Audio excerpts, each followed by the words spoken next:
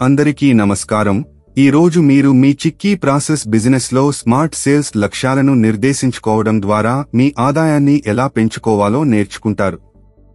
మా ఇతర వీడియోలో చర్చించినట్లుగా చిక్కీ ప్రక్రియ చిన్న పరిమాణ వ్యాపారాన్ని ఏర్పాటు చేయడానికి 11 లక్షల రూపాయల పెట్టుబడితో ప్రారంభించండి. చిక్కీ ప్రక్రియ మధ్య తరహా వ్యాపారాన్ని ఏర్పాటు చేయడానికి 13,70,000 రూపాయల పెట్టుబడితో ప్రారంభించండి. మీరు ఎంత సంపాదిస్తారో మరియు అమ్మకాల లక్ష్యాలను నిర్దేశించడం ద్వారా మీ ఆదాయాన్ని ఎలా పెంచుకోవాలో తెలుసుకోండి. మొదట చిక్కీ ప్రాసెస్ చిన్న తరహా వ్యాపారాల గురించి మాట్లాడుకుందాం. 11 లక్షల రూపాయల పెట్టుబడితో ప్రారంభించిన 2 నెలల తరువాత మీ పెట్టుబడి డబ్బు సంపాదించడం ప్రారంభించవచ్చు. ఉత్తమ దృష్టాంతంలో మీరు 6 నెలల తర్వాత ప్రతి నెల 45,000 రూపాయల నుండి 75,000 రూపాయల వరకు సంపాదించవచ్చు మరియు అది మెరుగుపడుతుంది. మొదటి సంవత్సరం చివరి నాటికి మీరు నెలకు 75,000 రూపాయల నుండి 1,15,000 రూపాయల వరకు సంపాదించవచ్చు. అన్ని ఖర్చులు, రుణాలు మరియు పన్నులు చెల్లించిన తర్వాత ఇది మీ వాస్తవ లాభం. రెండవ లేదా మూడవ సంవత్సరం చివరి నాటికి మీరు ప్రతి నెల 2,50,000 రూపాయల నుండి 3,20,000 రూపాయల వరకు సంపాదించవచ్చు. మీ చిన్న తరహా వ్యాపారంలో 11 లక్షల రూపాయలను పెట్టుబడి పెట్టడం వల్ల అది సాధ్యమయ్యే విజయం.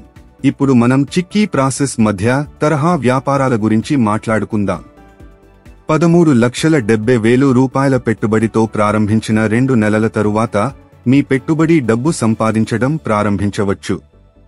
ఉత్తమ దృష్టాంతంలో మీరు 6 నెలల తర్వాత ప్రతి నెల 1,00,000 రూపాయల నుండి 1,50,000 రూపాయలను సంపాదించవచ్చు మరియు అది మెరుగుపడుతుంది. మొదటి సంవత్సరం చివరి నాటికి మీరు నెలకు 1,50,000 రూపాయల నుండి 2,10,000 రూపాయల వరకు సంపాదించవచ్చు. అన్ని ఖర్చులు, రుణాలు మరియు పన్నులు చెల్లించిన తర్వాత ఇది మీ వాస్తవ లాభం. రెండవ లేదా మూడవ సంవత్సరం చివరి నాటికి మీరు ప్రతి నెల 4 లక్షల రూపాయల నుండి 5,50,000 రూపాయల వరకు సంపాదించవచ్చు. మీ మధ్య తరహా వ్యాపారంలో 13,70,000 రూపాయలను పెట్టుబడి పెట్టడం వల్ల అది సాధ్యమయ్యే విజయం. ఏదైనా డబ్బు ఖర్చు చేసే ముందు బాగా సిద్ధం చేసుకోండి. చిన్న తరహా వ్యాపారాన్ని ప్రారంభించేటప్పుడు మీ స్నేహితులు, కుటుంబం మరియు పని పరిచయాలను ఉపయోగించి మీ చిక్కీ ప్రక్రియను విక్రయించే కనీసం 16 స్థానిక కిరాణా దుకాణాలను కనుగొనడం ద్వారా ప్రారంభించండి. ఈ దుకాణాలలో ప్రతి ఒక్కటి సాధారణంగా సమీపంలోని 150 గృహాలకు సేవలు అందిస్తాయి. మీకు తెలిసిన వ్యక్తులను మరియు దారిలో మీరు కలుసుకున్న ఎవరినైనా సంప్రదించండి.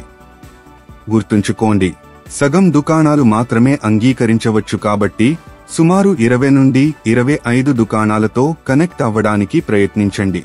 ఈ విధంగా మీరు 16 దుకాణాల బలమైన సమూహంతో ప్రారంభించే అవకాశం ఉంది.